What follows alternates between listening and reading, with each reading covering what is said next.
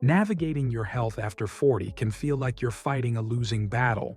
You're eating well, you're trying to move more, but the scale just won't budge, and your energy has completely flatlined. You start to wonder, is something wrong with me? Well, what if I told you this isn't your fault? What if it's a biological shift that you can actually learn to work with? In this video, I'm giving you the complete science-backed guide to intermittent fasting, created specifically for women over 40. My goal is to help you finally start seeing the results you absolutely deserve. We'll cover why your body has changed, what intermittent fasting really is, the incredible benefits science points to for women in our stage of life, and most importantly, how to start safely and effectively. We'll also get into the critical details and potential risks, because a woman's body after 40 is playing by a different set of rules. So, if you're ready to stop fighting your body and start understanding it, you are in the right place. Before we begin, this video is for educational purposes only and not medical advice, so always consult your healthcare provider before making health decisions. We may earn a small commission from qualifying purchases. In this video, we explore how midlife can become a season of renewed strength and clarity by building a routine centered on consistent movement, nourishing nutrition, restorative sleep, emotional wellness, and daily structure. You'll learn how simple habits can reshape your energy, balance, and overall well-being during this powerful stage of life. Section 1. Why does eat less, move more, stop working after 40? Before we get into the how, we have to understand the why. Why does it feel like your own body has betrayed you? The answer, for the most part, comes down to hormones. As women, when we enter our 40s, we begin the journey of perimenopause, that transition leading up to menopause. During this time, which can last for years, your levels of key hormones like estrogen and progesterone start fluctuating like a bad Wi-Fi signal. Think of it like a dimmer switch that's flickering all over the place instead of dimming smoothly. This hormonal chaos is what's behind so many of the changes you're feeling. One of the biggest shifts is in your body's relationship with insulin. Estrogen helps keep our cells sensitive to insulin, which is the hormone that manages our blood sugar. As estrogen dips and spikes, our bodies can become more insulin resistant. What does that actually mean? It means your body has to work much harder to manage blood sugar, and this often leads it to store more fat, especially around your middle. This isn't just any fat, it's visceral fat, the more dangerous kind that wraps around your organs and drives up inflammation. So that stubborn belly fat you're battling isn't just a vanity issue. It's a sign of a deeper metabolic change. This is exactly why the old advice to just eat less, move more, stops working for so many of us. Your body isn't playing by the same rules it did in your 20s and 30s. In fact, aggressive calorie cutting can sometimes backfire. It can put more stress on a body that's already stressed from hormonal changes, potentially raising cortisol, the stress hormone that famously tells your body to store more belly fat. It's a frustrating cycle. You're fighting a new kind of battle, and to win, you need a new strategy. That's where intermittent fasting comes in, not as another diet, but as a powerful tool to help you regain some control. Section 2. But isn't intermittent fasting just another restrictive diet? So, what in the world is intermittent fasting? Let's clear up the confusion right now. Intermittent fasting, or IF, isn't a diet. It doesn't tell you what to eat, it tells you when to eat. It's simply an eating pattern that cycles between periods of eating and periods of voluntary fasting. The whole idea is to give your body a real break from digesting food, which allows it to focus on other critical jobs like cellular repair and fat burning. The most popular and frankly most sustainable method for beginners is the 16-to-8 schedule. This just means you fast for 16 hours a day and have all your meals within an 8-hour window. Now, 16 hours might sound like a lot, But let's break it down. A huge chunk of that fasting window happens while you're asleep. For example, if you finish dinner at 8 p.m., you would simply skip breakfast the next morning and have your first meal at 12 p.m. Noon to 8 p.m. is your eating window. That's it. You've just done a 16-hour fast. The beauty of this is its simplicity. There's no calorie counting, no food scales, and no forbidden foods list. Though, of course, the quality of your food still matters a lot, and we'll get to that. Instead of focusing on restriction, IF focuses on rhythm. It helps your body find its natural balance again by giving it that predictable break. This simple shift in timing is what can unlock a cascade of health benefits that seem tailor-made for the challenges we face as women over 40. Section 3. Is it just about weight loss, or are there other real benefits for my health?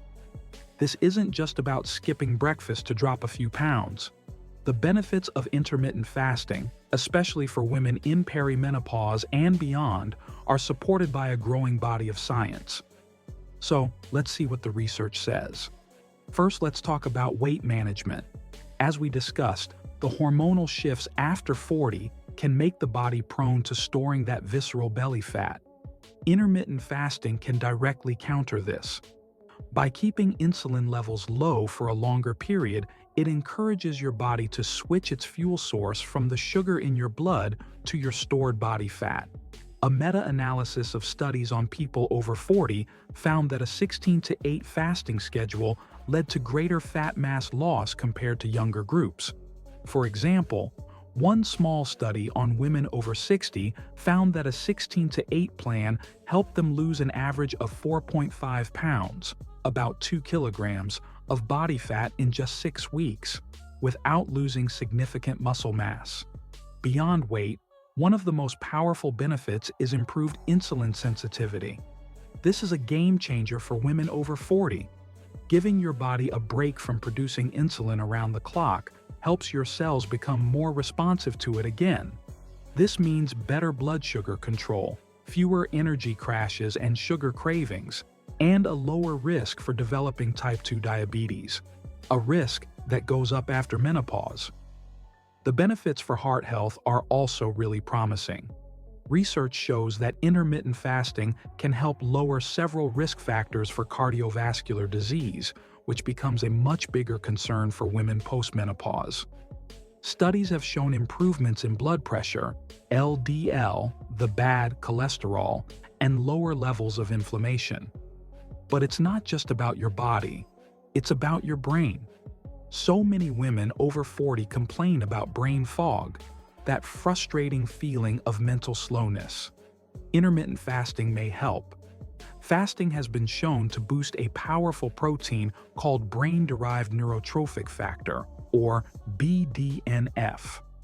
Think of BDNF as fertilizer for your brain cells.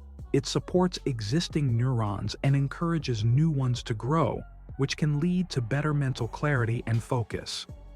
While the evidence is still developing and not all studies show a benefit, some research suggests certain fasting protocols may increase BDNF. Finally, let's touch on one of the most exciting ideas in the science of aging, autophagy. This is your body's cellular cleanup and recycling process. During a fast, when your body isn't busy digesting, it can go find and clear out old damaged parts of your cells. This process is linked to healthy aging and may reduce the risk of various diseases. Since this natural cleanup slows as we age, using fasting to give it a little boost is an incredibly powerful strategy. Section 4. Will fasting mess with my hormones or make my symptoms worse? Okay, we need to have a really important nuanced conversation here. Intermittent fasting isn't a one-size-fits-all solution, and for women, our complex hormonal system demands a more mindful approach. On the plus side, studies on postmenopausal women are encouraging. One 8-week study found that time-restricted eating didn't negatively impact key reproductive hormones like estradiol or progesterone, Some research even suggests it might moderately lower levels of a hormone called DHEA. Since very high levels of DHEA have been linked to breast cancer risk, this could be a potential long-term benefit. However, this is where the difference between perimenopause and postmenopause is critical. If you're still in perimenopause with fluctuating hormones, your body may be more sensitive to the stress of fasting. The female reproductive system is highly tuned in to energy availability. If your body perceives a major threat, like aggressive fasting or severe calorie restriction, it can dial down the production of reproductive hormones to conserve energy. For a woman whose levels are already erratic, this could potentially lead to cycle changes or make symptoms like fatigue and mood swings worse. Another hormone to keep an eye on is cortisol.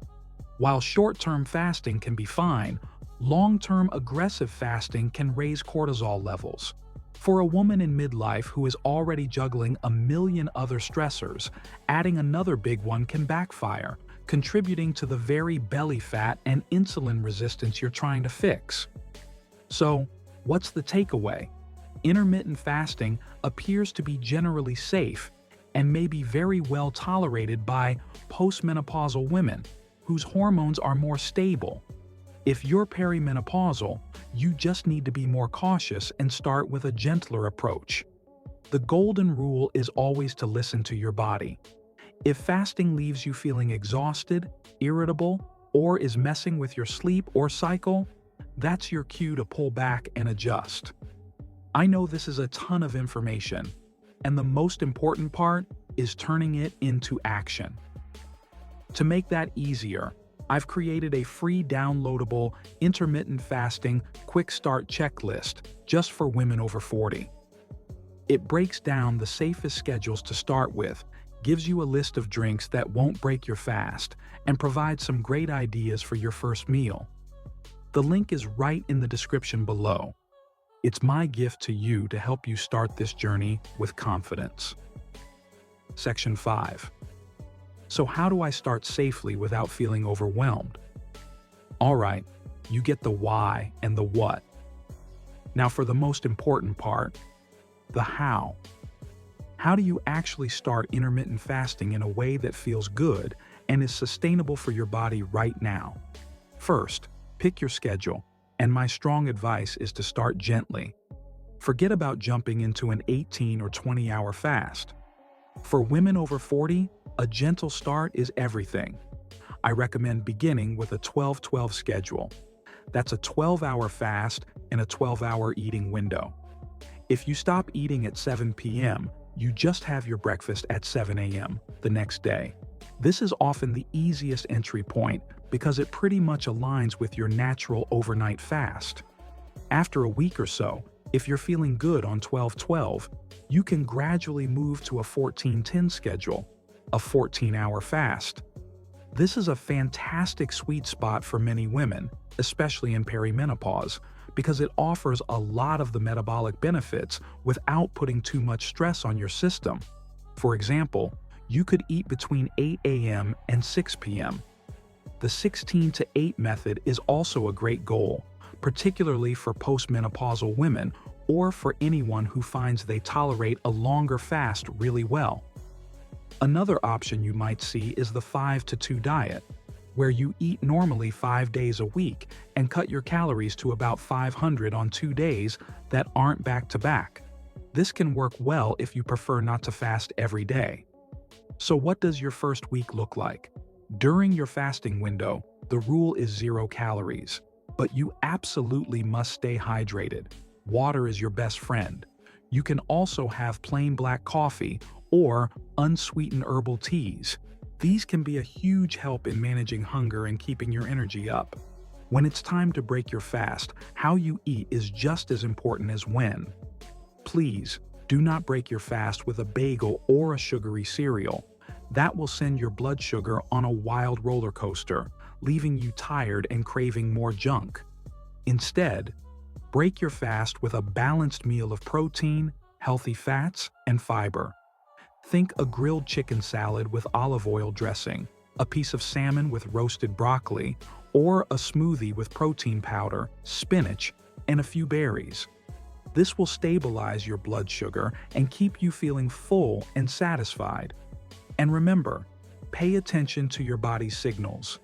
The goal here is consistency, not perfection. Section 6. What about hunger, my social life, and the potential risks I've heard about?